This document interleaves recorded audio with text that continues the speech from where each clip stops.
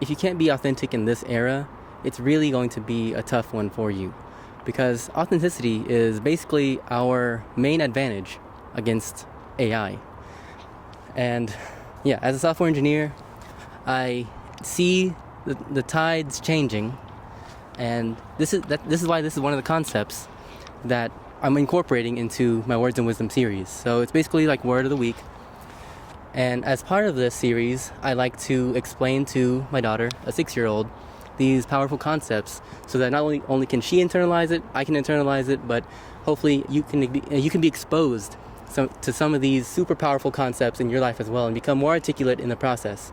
Because I believe everyone can be as articulate as the great speakers out there, like Jordan Peterson, there's Chris Williamson, Joe Rogan's even a great speaker. All these people, even though they're very extroverted for the most part, some of them, they all started somewhere. They were not born articulate, and I've definitely begun to see this in my practice.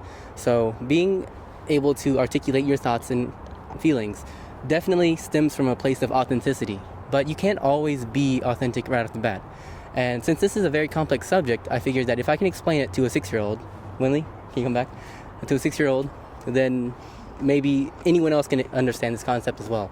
Even though, I don't want to be condescending here and say that you don't understand the concept of authenticity, but there's more to it than just the definition of the word. So authenticity, Winley, it comes from the Latin word authentis. So you might not understand what that means, but it's from ancient times pretty much, because people have always had a need for describing something that is true to yourself, something that is originally yours. So like if you're being authentic to yourself, that means you're being yourself basically. So the word, when you break it down, is auto, that means self, and then hintes, which means to do or whatever. So what kind of questions do you have about this word? Do you understand what I'm even saying when I say authenticity? No. Okay, so let's say you draw a picture, super beautiful picture, right? That is an authentic piece of art by Winley. But if you copy someone else's piece of art, is that authentic? No. Why do you think so? Because then I'm just copying them, and then that won't be authentic. But the person that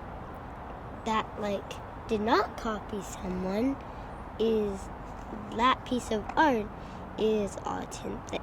Authentic. Yeah. In these kinds of words, there's many different ways to use them. So saying something is authentic is an adjective. So you're describing something as authentic. And then there's a noun as well. It's called authenticity. So that's the state of being authentic. And that's when you're yourself, basically. So let's say when we were at your parent-teacher conference yesterday, she said you were a little bit quiet.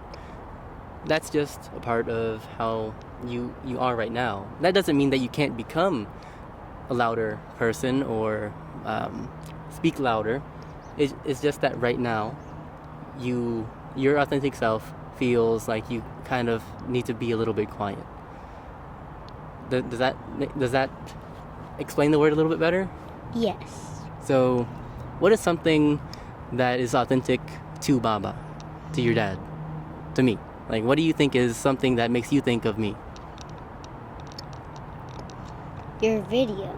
My videos? Oh, I guess that's an easy one, huh? We're doing one right now. What about the videos are authentic to you?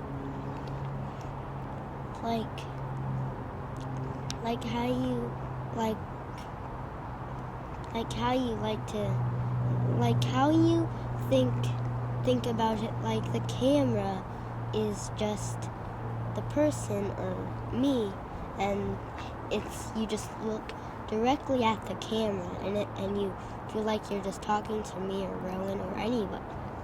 Yeah, so I'm trying to have an authentic connection to someone through this camera, and that's very difficult because I don't know the person across the camera. but I kind of feel like I do, because if they're watching this video and they actually stay watching the video, that means I made some kind of connection with them that I feel is authentic in my heart. And that's why it's fun for me to do this. It feels like kind of like a time machine, so I can talk to you or anyone now or in the future. It's pretty crazy when you think about it. And yeah, I mean, there's many different ways of making videos too. I used to make videos in a really inauthentic way. So inauthentic means that it's the opposite of authentic. So you just copy someone? I kind of did. Yeah, exactly. You're getting it now. So whenever, for example, an inauthentic video would be me just searching popular coding videos about coding. I mean, I like to code, sort of, but I don't like it enough to do it all the time in my spare time when I already do it 8 hours a day, at least. And yeah, so I was just making these videos, and also I was just writing down what I should say at every given moment. And then I would make these cuts. I would be talking like this, and then this, and then this, and then this, and then this, and it's super dumb to think when you think about it, because why would someone want to watch something like that? In my opinion, that means that I think that they had no attention span, and they can't just sit down and listen to some concepts, to some explanations for a few minutes. And it's really damaging to someone's mind to be watching videos like that. It's like Cocomelon, basically, for grown-ups. You know Cocomelon, right? I guess I don't let you watch it, so that's why I don't let you watch it, because Cocomelon is, in my opinion, very inauthentic media. So it's like videos that are made with a specific purpose of kind of like damaging someone's life in a way, because you don't make those videos to make the world a better place. You make those videos so that kids can get hooked on it like drugs, something that they can get addicted to, and then they have to keep watching it, and then their minds get rotten. So it's really sad for me to see that. That's why I don't let you watch it. I don't let Rowan watch it either. And that's why I stopped watching videos on YouTube that are like that as well, because it's really dangerous to hurt your attention span. And that's why whenever you can't focus on something for I guess some period of time, I try to get you to get back on track, because it's important to be able to focus for as long as you can, so that you can get important things done. You can do things that matter to you. So what else do you have any other questions about the word authenticity?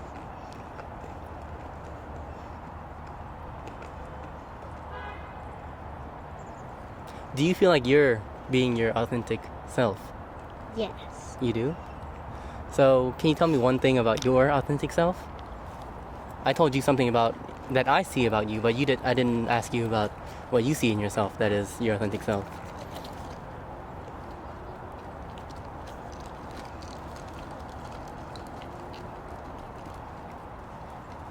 Are you being shy right now? There's some people walking by, and I feel like I don't have any shame, but she's still young, and I can see that it's probably difficult to do things that are not normal in front of other people that might want to be normal. And yeah, I don't like being normal. I like being authentic to myself. So did you like that situation just now, or did you feel uncomfortable just now? Feel uncomfortable. You feel uncomfortable? Did you think that they were looking at you? What if I told you that they probably didn't even pay attention to you? They're in their own lives doing their own things.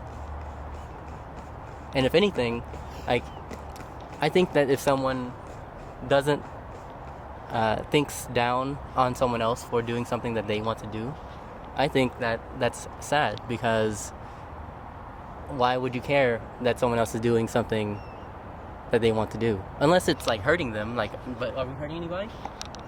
No.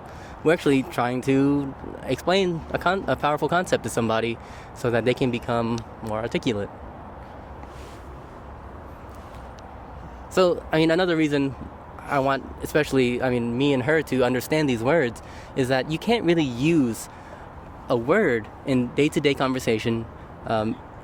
in your arsenal unless you have truly internalized the concept and kind of like explored all the nuances of the word. You can use the word, but then you'll sound like Kamala Harris whenever she's talking about the word holistic, and she's used it like 10 times in 60 seconds. It's a really funny video, but that goes to show that just knowing the words at face value is not the way to go here. We don't want to sound obnoxious. We want to sound articulate and competent. And so this is basically a war against inarticulacy and incompetence. And I'm fighting this. We're fighting the good fight here, Winley. Yeah. Do you have any other? Oh yeah. Did you even say something? We got sidetracked by the people walking by. So, what is something authentic about you?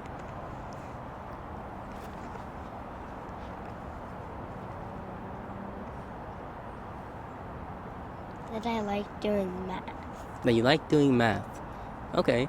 So, whenever you're doing math, how do you feel?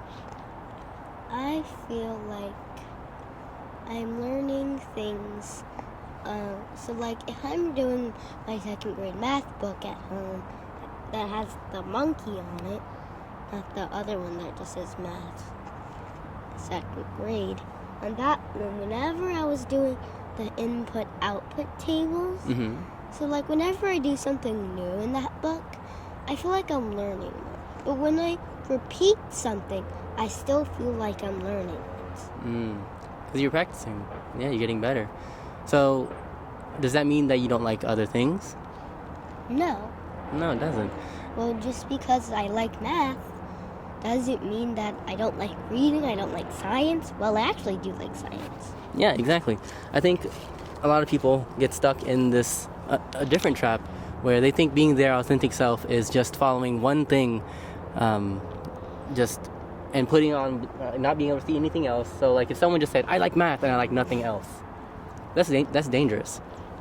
Because just because you like one thing doesn't mean you don't like other things. Who you are right now can change at any time. So I think it's really important to understand that who you are right now, in my opinion, is kind of made by what you want to be in the future and what you've done before in the past. So who do you want to be? Have you ever thought about that? No.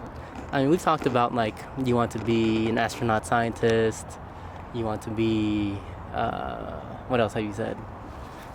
A rock star?